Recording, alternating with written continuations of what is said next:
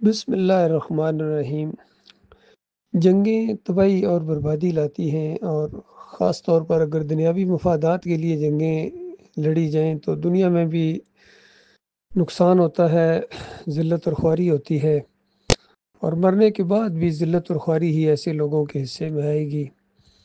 جنگ صرف ایک صورت میں ہونی چاہیے، امن قائم کرنے کے لیے، انصاف قائم کرنے کے لیے، اور اللہ کے دین کو پھیلانے کے راستے میں جو رکاوٹیں اگر ڈالی جا رہی ہوں تو ان کو ہٹانے کے لیے آخری اربع جنگ ہے۔ مودی سرکار عرصہ دراز سے جنگ کی تیاری بھی کر رہے ہیں، بڑا شوق ہے ان کو، اور پورا ایجنڈا ان کا گویا اسی چیز کے گرد گھومتا ہے کہ وہ پاکستان اور مسلمانوں کا بالکل خاتمہ چاہتے ہیں۔ دوسری طرف ہمارے جنرل عاصم صاحب بھی ماشاءاللہ اگریسو ہیں، اور زبردست انداز سے مودی کو جواب بھی دیا ہے، اور خاص کر جو دو قومی نظریہ انہوں نے پھر تازہ کیا ہے وہ بھی بہت ہی زیادہ قوم کو جوش اور مرال اونچا کرنے میں ثابت ہوا ہے۔ دیکھیے آج میرا خطاب جو ہے ان دونوں بھائیوں سے ہے۔ آدم علیہ السلام کے دونوں بچے ہیں، اور آدم علیہ السلام مٹی سے بنائے گئے تھے۔ تو سب سے پہلے میں اپنے فوجی بھائی جنرل عاصم صاحب کو مشورہ دوں گا کہ اس گرم ماحول میں قوم کو جہاں اس کا مرال ہائی کرے وہاں ایمان اور عقیدے کی طرف لازمی توجہ دلائیں، کیونکہ ایمان اور عقیدہ اصل ہے، اور آپ حافظ قرآن ہیں۔ قرآن کے پہلے صفحے کے اوپر اللہ تعالیٰ نے اس مسئلے کو حل کیا ہے۔ اللہ کی حمد و ثنا بیان کرنے کے بعد ایک عہد و پیمان کو بار بار دہرایا جاتا ہے کہ اللہ ہم صرف تیرے بندے ہیں، اور تیری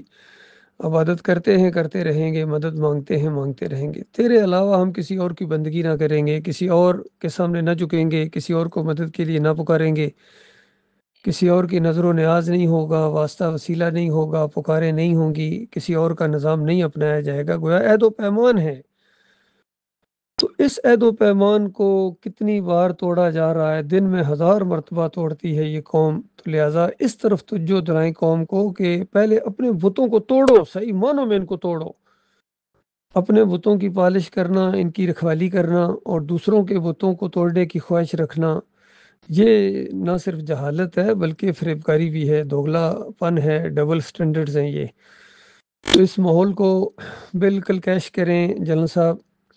اور بالکل یہ موقف قرآن اور حدیث کے عین مطابق ہوگا کہ پہلے ہم اپنے ان سارے بتوں کو توڑ دیں، اور یہ جو اس کے رکھوالے ہیں، چاہے بڑے بڑے علماء اس کے اندر آتے ہیں، مفتی محمود صاحب جیسے وہاں لاہور میں حلوہ بانٹتے رہے ہیں، اور کتنے اور ہیں، یہ طارق جمیل ہوں، مفتی تقی عثمانی ہوں، ان کے بڑے ہوں، محمود الحسن نے دیکھیے کتنا ظلم کیا۔ ایاک نعبد و ایاک نستعین کی تشریح میں لکھتے ہیں کہ اللہ کے بندوں کو، مقبول بندوں کو پکارنا، یہ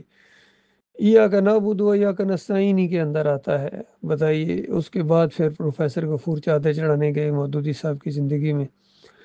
اور انہی فتووں کی وجہ سے ہمارے عمران خان صاحب جا کے گن شکر سجدہ کرتے ہیں اور کہتے ہیں ایاک نعبد و ایاک نستعین کو میں قائم کر دوں گا۔ ہر تقریر، ہر موضوع، ہر انٹرویو کا آغاز وہ ایاک نعبد و ایاک نستعین سے کرتے ہیں، لیکن ایاک نعبد و ایاک نستعین کا مذاق اڑاتے ہیں، عملی زندگی کے اندر شرک کرتے ہیں، امام زامن بنتے ہیں، یا علی مدد کے نعرے لگواتے ہیں ان کے سٹیجوں کے اوپر سے۔ تو لہٰذا جنرل صاحب یہ مسئلہ بالکل اپنے ہاتھوں میں لے لیں، اور ایمان اور عقیدے کو اصل بنائیں، اور پھر دیکھیے گا انشاءاللہ پاکستان میں بھی امن و سکون قائم ہو جائے گا، اور انشاءاللہ فتح بھی ہماری ہے، نصر من اللہ و فتح قریب۔ ایک بات آپ کے گوش گزار کر دوں، دیکھیے آپ دو قومی نظریہ کے اوپر تقریر کریں جوش سے تو تالیاں بھی بجیں، اور اس کے بعد قوم اس کو اپریشیٹ بھی کرے، لیکن یہی بات جب آج سے 38 سال پہلے میں نے 7 پنجاب ریجمنٹ میں یہی مسئلہ اٹھایا تھا کہ دیکھو اللہ کے علاوہ کسی اور کو مدد کے لیے نہ پکارو۔ ہمارے کرنل نجم الحسن ملک صاحب ایک خاص طبقے سے تعلق تھا ان کا، وہ یہی نعرہ یونٹ کے اندر لگواتے تھے، دم دم علی علی نعرہ حیدری۔ تو میں نے ان کو منع کیا جب مجھے یہ احساس ہوا کہ یہ شرک ہے، تو اس پر انہوں نے بہت زیادہ پرسنل وہ انہوں نے لیا اس کو، اور اپنے میل ملاپ کے ذریعے مجھے آرمی سے آؤٹ کروا دیا۔ تو اس کی تحقیق کروائیں، یہ ایک بہت بڑا کیس ہے۔ آپ میری آرمی کی جو فائل ہوتی ہے وہ آپ کھلوا کے دیکھ لیں، اس میں ساری اپلیکیشنیں پہلے دن سے لے کر آج دن تک میں ہمیشہ، بلکہ آپ کو بھی میں نے ایک لیٹر لکھا ہوا ہے، پتہ نہیں آپ تک پہنچا ہے یا نہیں پہنچا ہے۔ تو یہ کورٹ آف انکوائری کرائیں، اور چونکہ اب یہ مذہبی جنگوں کا آغاز ہے، تو مجھے اللہ تعالیٰ نے ایک بہت بڑا موقع دیا ہے قرآن اور حدیث پڑھنے کا، اور میں اس نتیجے پر پہنچا ہوں کہ امت مسلمان جب تک ایمان خالص کی طرف نہیں آئے گی، یہ دنیا کی ذلت اور خواری نہیں ہٹے گی۔ اور دوسری بات، بالفرض آپ پاکستان کو پوری دنیا سے زیادہ فلاحی ریاست بنا لیں، لیکن ایمان اور عقیدہ اگر نہیں ہے، اسی طرح شرک کی یہ اڈے چلتے رہے اور اس کو اہمیت نہ دی گئی، اس شرک اور کفر کا خاتمہ نہ کیا گیا، تو جنت جانا ناممکن ہو جائے گا۔ چاہے پوری دنیا آپ کے لیے دعائیں مانگے، یونیفارم میں کوئی مارا جائے یا بغیر یونیفارم کے، حتیٰ کہ بیت اللہ کی حفاظت میں بھی اگر کوئی مارا جائے گا، لیکن اگر عقیدے کے اندر شرک ہے تو جنت نہیں جا سکے گا۔ یہ بڑا مسئلہ ہے، اہم مسئلہ ہے، اس پر کوئی کمپرومائز نہیں ہے۔ اب آپ کی مرضی ہے، آپ اس کے سنجیدگی سے لیتے ہیں یا اس کو جس طرح پوری قوم نعرے لگا رہی ہے، کفر و شرک کرنے والے بھی کہہ رہے ہیں ہم جانے دے دیں گے، ہم یہ کر دیں گے، ہم وہ کر دیں، جانے دینے کے بعد جاؤ گے کہاں؟ یہ مسئلہ ہے، اصل مسئلہ۔ دوسری بات، نریندر مودی سے میرا یہ کہنا ہے کہ دیکھو، اتنی زیادہ خدائی کے دعوے نہ کرو۔ آپ سے بڑے بڑے اس زمین پر خدائی کے دعوے کر کے گئے ہیں، انہوں نے اسلام کو اور مسلمانوں کو، جو مخلص مومن تھے، ان کو بڑی اذیتیں دیں۔ فرعون کی مثال ہے، نمرود کی مثال ہے، ابو جہل کی مثال ہے، اور کتنے ہیں انہوں نے کیا ہے، لیکن اس کے بعد ابھی وہ کہاں ہیں؟ جانتے ہیں آپ ابھی وہ کہاں ہیں؟ وہ جہنم کی آگ کے اندر ابل رہے ہیں، جس طرح پکوڑے ابلتے ہیں یہ تیل کے اندر اور روسٹ کیے جاتے ہیں، اس طرح ان کی وہاں چیخو پکار لگی ہوئی ہے۔ اور دور والوں کی بات چھوڑو، ابھی یہ آپ کے قریبی جتنے اس سے پہلے آپ سے زیادہ طاقت والی تھی، اندرا گاندھی تھی، اس کا بیٹا راجیو گاندھی تھا، اور کتنے گزرے ہیں، واجپئی گزرے ہیں، اور یہ جتنے بتوں کے پجاری یہ رہے ہیں، یہ آگ کا ایندھن بن گئے، آگ کے اندر اتر گئے۔ تو اس دور کے اندر یہ چند دنوں کا معاملہ ہے۔ یہ قرآن اللہ کی کتاب ہے، اس کو پڑھو، یہ آپ کے رب کا کلام ہے، یہ صرف ہمارے رب کا کلام نہیں ہے مودی صاحب، یہ آپ کے رب کا کلام ہے۔ اس لیے پوری قوم آپ سے متاثر ہوگی، آپ ایمان خالص کو اختیار کریں، اور یہ کوئی ایسی چیز نہیں ہے کہ کوئی آپ اس میں ہار گئے ہیں، بلکہ آپ پھر جیت جائیں گے۔ ایمان عقیدے کی آپ بات مانیں گے تو آپ ان مسلمانوں سے بہتر مسلمان بن سکتے ہیں، یقین کیجیے، اور آپ کی وجہ سے آپ کا پورا ملک ہے وہ ایمان کی طرف آ جائے اور حقیقی بھائی چارہ قائم ہو جائے گا۔ اور یہ مسلمان بھی اگر اصلی اسلام کی طرف آ جائیں تو یہ مورتیاں بھی ختم کر دو، مل کے دونوں توڑو، دونوں فوجیں مل کے مورتیاں بھی توڑے، جس راستے میں مورتی آئے مورتی کو توڑ دیا جائے، اگر مندر آئے مندر کو توڑ دیا جائے، اور ان کا کوئی گنبد ہے اس کو بھی توڑ دیا، دونوں مل کے توڑو، ان مزاروں کو، قبروں کو، آستانوں کو، اور سلیب کو، اور جتنے بھی یہ بت ہیں اللہ کے راستے میں حائل ہیں، پھر اس کے بعد پوری دنیا کو اس کی دعوت دیں۔ آپ کی بات لوگ سنتے ہیں تو یہ ایک بہترین فیصلہ ہوگا آپ کا، اپنے لیے، اپنے اہل و عیال کے لیے، اپنی قوم کے لیے، ملک کے لیے، اور ہمارے ملک کے لیے۔ ہر طرف خوشی خوشی ہوں گی، یقین کرو، اور جو بھی مرتا جائے گا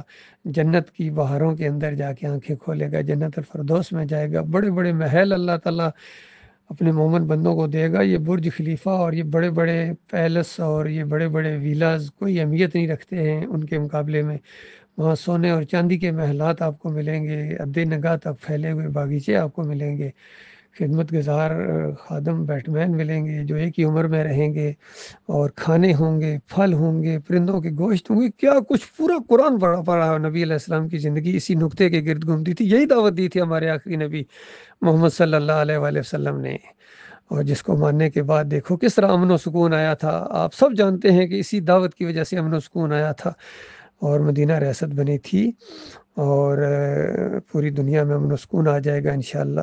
یہ مانیں گے اپنا بھلا کریں گے، یہ دونوں کو میرا یہی کہنا ہے، دونوں میرے بھائیوں کو، اور نہیں مانیں گے تو یاد رکھنا اللہ تعالیٰ بڑا شدید عذاب دینے والا ہے، وہ ایک دوسرے کے ذریعے لڑا کے تمہارا برگس نکال دے گا، اور مالک ایسی قوم کو لے کے آئے گا جو اللہ کے بندے ہوں گے۔ اور یاد رکھنا یہ دین غالب آنا ہی آنا ہے، آنا ہی آنا ہے، اس نے زمین پر غلبہ پانا ہی پانا ہے، چاہے کوئی مانے یا نہ مانے۔ زمین پر ایک وقت آنے والا ہے، نہ کوئی سلیب ہوگی، نہ کوئی مورتی ہوگی، نہ کوئی گنبد ہوگا، نہ مزار ہوگا، نہ جمہوریت ہوگی، نہ تعویذ گنڈا ہوگا، نہ پیری مریدی ہوگی، نہ پنڈت ہوں گے، نہ مولوی ہوں گے، نہ یہ پیر ہوں گے، نہ خطیب ہوں گے جو آج کل ہمارے رکھے جاتے ہیں۔ خالص مخلص مومن ہوں گے زمین کے اوپر، یہ ہونا ہی ہونا ہے۔ میرے پیارے بھائیوں، میں بڑی ہمدردی کے ساتھ جان ہتھیلی پر رکھ کر آپ کے سامنے یہ بات کر رہا ہوں۔ مجھے پتا ہے اکثریت انسانوں کی اس بات کو نہیں مانے گی، لیکن آپ کے کانوں تک یہ بات پہنچانا میری ذمہ داری ہے۔ مانو گے اپنا بھلا کرو گے۔ اس سلسلے میں آپ کی مزید رہنمائی بھی کی جا سکتی ہے، اور بالکل بات صاف ہے۔ اللہ تعالیٰ غور و فکر کرنے کی توفیق عطا فرمائے۔